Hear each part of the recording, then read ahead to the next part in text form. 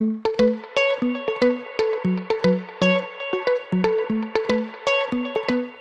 arrives at your office with a suspected slap lesion. How do you make that diagnosis? And sometimes, just as important, what do you do with that patient? Hi, this is Brandon Steele with Chiro. I'm going to go over how to diagnose a slap lesion quickly in your office and then provide some key tips on what to do with those patients. First off, a patient like this, or usually going up to 40, maybe 50 years old, we're looking at more repetitive causes, repetitive motions causing a slap lesion. 95% of slap lesions are due to repetitive motion, usually overhead. These patients are going to have a catching, a popping, a feeling of unstableness, a deep-seated ache deep in the shoulder. These are the kind of patients you're going to suspect a slap lesion. In fact, 24% of people who have a slap lesion also have other issues like a rotator cuff issue. So it is a shoulder problem. How can we actually identify the labrum as a source of tissue injury is going to be through our orthopedic examination. The most popular is going to be O'Brien's test. This is when you have the patient with the arm fully pronated at 90 degrees of flexion, 10 degrees of adduction. I'm going to push down on his arm. He's going to push back upward. So I push upward. If that reproduces a deep-seated ache and chief complaint deep inside of the shoulder, we're suspecting a slap lesion. However, they can also have pain that's superficial, maybe on top of the shoulder and the back of the shoulder, indicating more of an AC problem.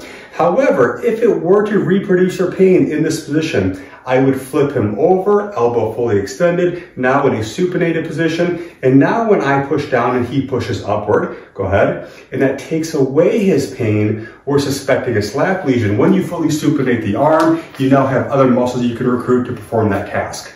So O'Brien's test is a good way to identify a slap lesion. We can also use the crank test.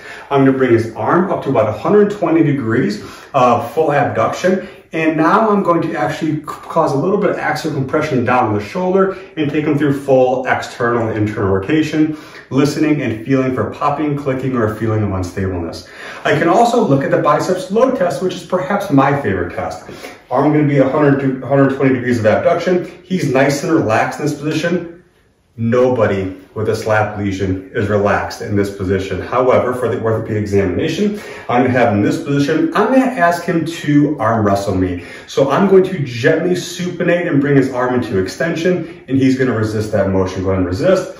Now we're looking for a reproduction of pain deep-seated in the shoulder, which would be positive for a slap lesion. So those are the orthopedic tests that are most common for a slap lesion.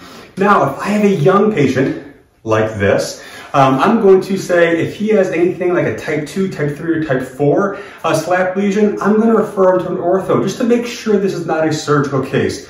Remember that structure is not related to function or not related to pain in the absence of trauma or red flags. So in a case like this, just because he has a thing on an MRI or an X-ray does not mean I need to jump into surgery. However, in a young population where he's got a baseball game coming up, he has a full season of baseball coming up, I need to make sure he's structurally sound to make sure he doesn't cause any other issues. In an older population, we see from the literature that it's not until we hit type 3 degeneration that we need to send this person to an ortho. So keep in mind, even if we have a slap lesion, remember 24% of those people have slap lesions that also have rotator cuff problems. That doesn't mean they need to jump into injections or surgeries. They can manage just fine with conservative measures like the care they get with chiropractic care, including scapular stability, shoulder stability. If you want access to understand the rehabilitation exercises, if you want access to understand the difference between type 1, type 2, and type 3, and type 4 labral injuries, check out Chiro. It's in the condition reference section under slap lesions. I hope you enjoyed this video. Leave some comments below.